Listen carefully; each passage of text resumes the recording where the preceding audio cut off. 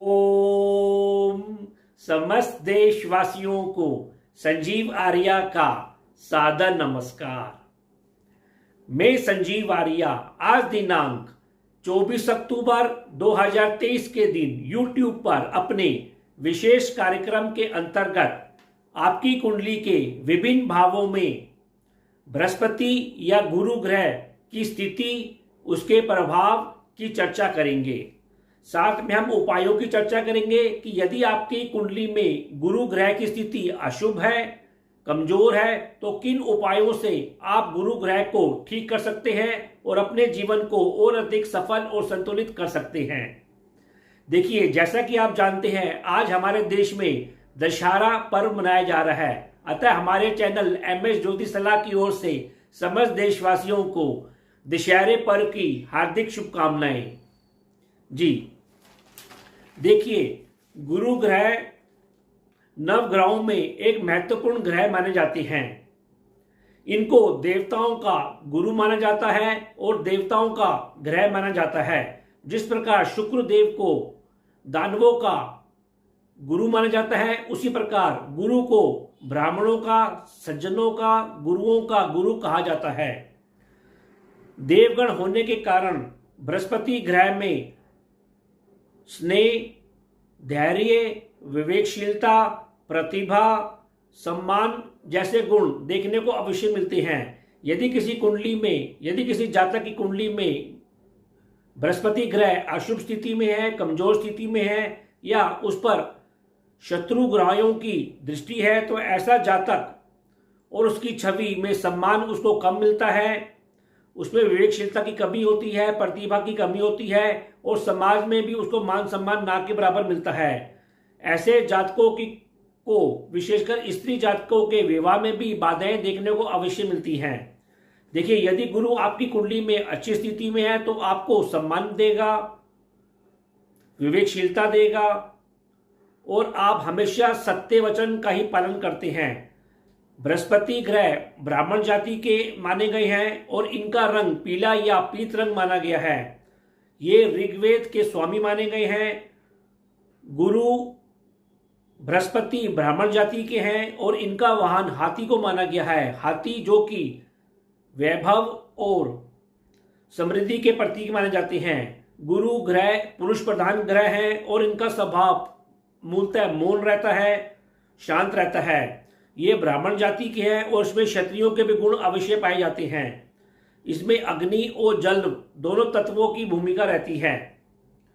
गुरु उत्तर पूर्व दिशा के ग्रह माने गए हैं। बृहस्पति की धनु और मीन राशि मानी गई है और ये कर्क राशि में उच्च राशि मानी गई है। वैसे बृहस्पति का आकार सौरमंडल में सबसे बड़े ग्रह के रूप में माना गया है। गुरु एक बार जब अस्त होते हैं तो वे 30 दिनों तक एक राशि में अस्त रहते हैं। उसके बाद ये पुनः उदय होकर करीब 128-30 दिनों तक उस राशि में उदय रहते हैं।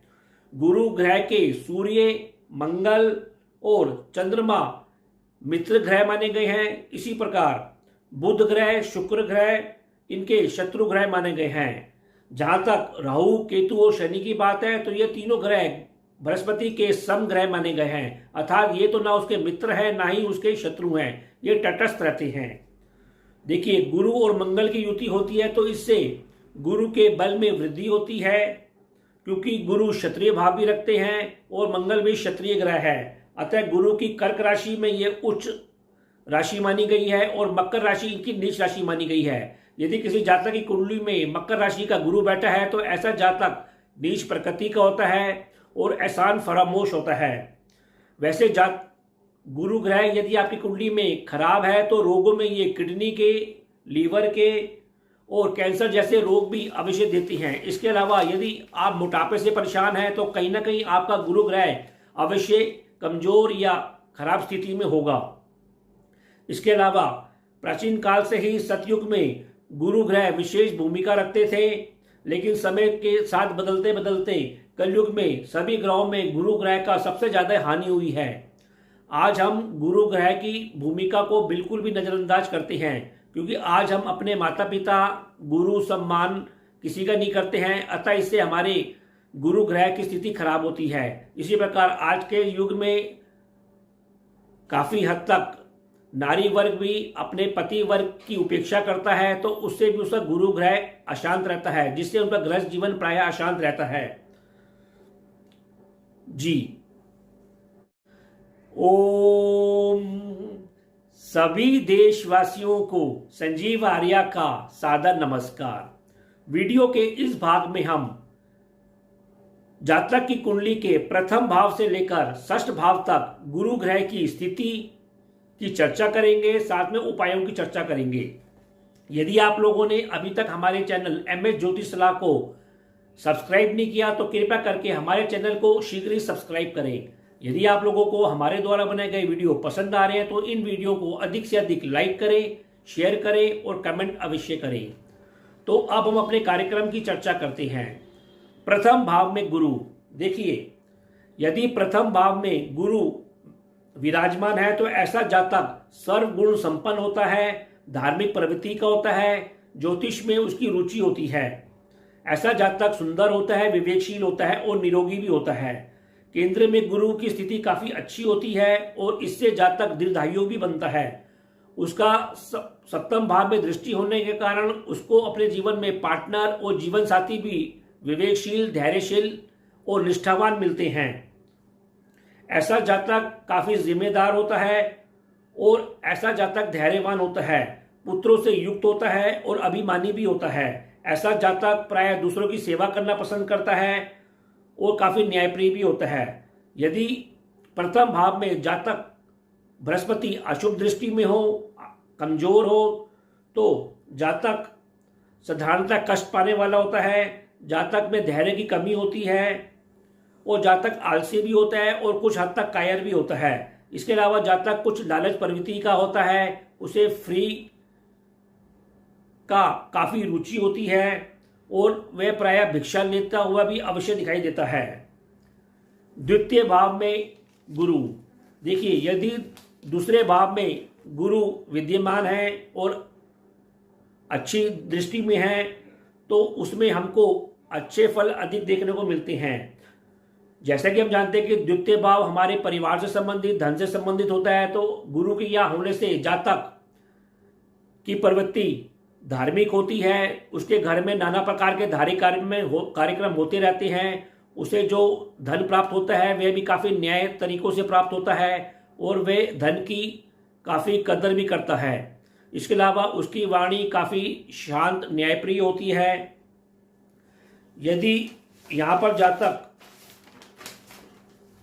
कुशल वक्ता भी होता है, धार्मिक क्षेत्र में वो अधिक सफल होता है। वैसे ज्योतिषियों, समाज सेवा और मंदिर के पुजारी जैसे कार्य भी करते हुए दिखाई देता है।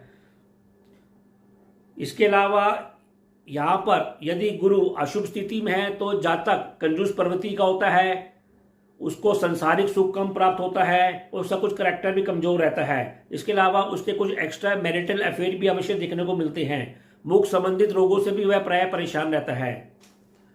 तीसरे भाव में गुरु। देखिए, गुरु चूंकि एक शुभ ग्रह है और कुंडली का तीसरा भाव हमारे पराक्रम को दिखाता है, हमारे बंधुओं को दिखाता है, हमारे स्किल को दिखाता है, जहां हमको संघर्ष की जरूरत होती है।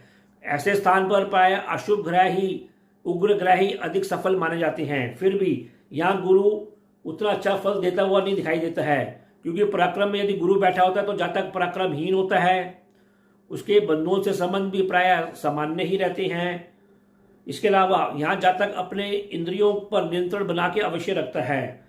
बंधुओं से भी उसके मधुर और विवेकपूर्ण संबंध बने रहते हैं। धार्मिक कर्म करता हुआ और धार्मिक यात्रा करता हुआ अवश्य दिखाई देता है। हाँ, भाग्य उसका साथ देता हुआ अवश्य दिखाई देता है, क्योंकि तीसरे भाव में गुरु की सप्तम नवम भाव में दृष्टि पड़ती है, जो कि भाग्य का भाव होता है। इसके अलावा ऐसा जातक ज्योतिषी और कार्य करता हुआ, शिक्षा देना, ऐसे कार्य करता है। दाम्पत्य जीवन में भी वह कुशलता से कार्य करता है। यदि इस भाव में गुरु अशुभ स्थिति में है तो जातक कायर होता है, आलसी होता है और किसी का उपकार को भी नहीं मानता है, अच्छा मित्र नहीं होता और प्रायः संबंधों में भी लापरवाह अवश्य बना रहता है। चतुर्थ भाव में गुरु। देखिए, जैसा कि हम जानते हैं कि चतुर्थ भाव हमारी माता से संबंधित, संपत्ति, वाहन और जनता से संबंधित होता है। अतः यदि गुरु यहाँ पर बैठा है तो घरेलू सुख संबंधित हमारा सुख अच्छा रहता है, क्योंकि गुरु को विचार सुख से किया जाता है और दुख का विचार शनि से किया जाता है। अतः चौथे भाव में यदि गुरु होता है तो जातक को प्राय सुख अवश्य प्राप्त होता है। उसकी माता ज्ञानशील होती है, धार्मिक प्रवृत्ति की होती है, उसके घर में भी धार्मिक माहौल अवश्य बना रहता है। इसके अलावा उसके कर्म में भी वह ज्योतिषी जैसे कर्म करता है, न्यायाधीश जैसे कार्य करता है, कानून में कार्य करता है, फाइनेंस जैसे कार्य करता हुआ अवश्य दिखाई देता है। इसके अलावा दान करने में भी ऐसा जातक काफी कुशल होता है। यदि यहाँ पर गुरु अशुभ स्थिति में है तो जातक को संपत्ति और संतान दोनों में से केवल एक पक्ष का ही लाभ या सहयोग प्राप्त होता है। यहाँ जातक कुछ कपटी होता है और दूसरों पर आश्रित रहने वाला होता है। जल राशि में यदि गुरु यहाँ बैठा हुआ है तो जातक की गोद जानने की संभावना रहती है, अर्थात ऐसे जातक किसी और घर में जाकर उसके पुत्र अवश्य बनते हैं। पंचम भाव में गुरु, देखिए पंचम भाव जातक की विवेकशीलता को दर्शाता है, हमारी बुद्धि को दर्शाता है, हमारी मित्र और रुचि को दर्शाता है। अतः यहाँ गुरु बैठा होता तो वह संतान के लिए मिश्रित फलदायी होता है, लेकिन जातक काफी बुद्धिमान होता है, विवेकशील होता है और कभी भी असत्य नहीं बोलता है। वह ना तो किसी का अहित भी नहीं करता है, काफी न्यायप्रिय होता है। यहाँ जातक के मित्र भी अवश्य अच्छे होते हैं और जातक को फाइनेंस जैसे कार्य, सट्टे, जुए जैसे कार्यों से भी अवश्य लाभ मिलता है। यहाँ जातक की पत्नी हमेशा अच्छी मिलती है जो उसके लिए धैर्यशील और निष्ठावान बनी रहती है। यदि यहाँ पर अशुभ स्थिति में गुरु है तो जातक की शिक्षा में बाधा आती है, संतान उत्पत्ति में भी बाधा आती है और संतान से संबंधित कोई ना कोई चिंता अवश्य बनी रहती है। धनु राशि में यदि गुरु बैठा हुआ है, वो भी अकेला बैठा, तो शिक्षा कभी कभी अपूर्ण अवश्य रह जाती है और कन्या संतान अधिक होती है, पुत्र संतान कम होती है और पुत्र की चिंता भी हमेशा बनी रहती है। षष्ठ भाव में गुरु, देखिए षष्ठ भाव जैसे कि हम जानते हैं कि हमारी परीक्षा, प्रतियोगिता, संघर्ष, कर्ज, बीमारियों को दर्शाता है। अतः यहाँ यदि गुरु बैठा हो तो प्राय अशुभ फल ही अधिक देखने को मिलते हैं। फिर भी यहाँ जातक को वह गुरु मधुरवासी बनाता है, धार्मिक कार्यों में रुचि करने वाला बनाता है, उदार हृदय वाला बनाता है और वह शत्रुओं को भी अपनी विवेकशीलता के कारण मित्र अवश्य बना लेता है। लेकिन इस भाव में गुरु के फिर भी अधिकतर फल अशुभ ही देखने को अधिक मिलते हैं। यहाँ जातक कभी कभी मंदबुद्धि भी होता है, उसको लीवर या किडनी से संबंधित भी रोग अवश्य पाए जाते हैं। खाने पीते में भी जातक अपना नियंत्रण नहीं बना पाता है, उसे खाने का और मीठे खाने का विशेष शौक होता है। इसके अलावा ऐसा जातक सदा ऋणी बना रहता है, कर्ज में डूबा रहता है और गृहस्थ जीवन में भी जातक हानि ही अधिक उठाता है। जातक यहाँ जुआ, सट्टा और वैश्यगमन जैसे काम भी अवश्य करता है और धन और समय का अपव्यय करता हुआ अवश्य दिखाई देता है। तो यह कार्यक्रम आपको कैसा लगा? आप लोग अधिक से अधिक कमेंट देकर हमको अवश्य अवगत कराएं। देखिए, यदि आपकी कुंडली में गुरु अशुभ स्थिति में है तो उसके ऐसे लक्षण देखने को मिलते हैं, जैसे यदि आपको अपयश मिल रहा हो, आपके मान सम्मान में लगातार कमी आ रही हो, तो समझिए कि आपकी कुंडली में गुरु अशुभ स्थिति में है। इसके अलावा यदि आपके पास सोना चोरी हो जाए, आपका सोना कहीं खो जाए, तो समझिए कि आपका गुरु अशुभ स्थिति में है। इसके अलावा यदि आपके सर पर, चोटी वाले स्थान पर बाल झड़ने लग जाएं, बाल उड़ जाएं, तो भी गुरु आपकी अशुभ स्थिति में है। शिक्षा में यदि चलती हुई शिक्षा में बाधा आ रही हो, आपकी शिक्षा अपूर्ण रह रही हो, तो समझिए आपका गुरु अशुभ स्थिति में है। इसके अलावा स्त्री की कुंडली में यदि उसका विवाह नहीं हो पा रहा है तो समझिए कि आपकी गुरु अशुभ स्थिति में है। इसके अलावा यदि आपको मोटापे से पीड़ित है, लीवर और किडनी जैसे रोग है, कैंसर जैसे रोग है, तो भी समझिए कि गुरु आपकी अशुभ स्थिति में है। तो हमको क्या करना चाहिए? अशुभ गुरु को सबल बनाने के लिए, शुभ बनाने के लिए हमको कुछ ऐसे उपाय अवश्य करने चाहिए, जैसे हमें गुरुवार का व्रत रखना चाहिए, सोनीला या पुखराज जैसे रत्न धारण करने चाहिए, पीली वस्तुओं का सेवन करना चाहिए या पीली वस्तुओं का हमें दान करना चाहिए। आपकी निजी कुंडली देखने के बाद इन बातों का ज्ञान होता है। इसके अलावा आपको साधु संतों, गुरुओं और अपने वरिष्ठ जनों का सम्मान करना चाहिए, उनकी सेवा करनी चाहिए। गुरु के मंत्र ओम ब्रह्म बृहस्पति नमः का जाप करना चाहिए। गायत्री मंत्र का भी नित्य जाप करना चाहिए और अपने माथे पर केसर, हल्दी या चंदन का टीका अवश्य लगाना चाहिए।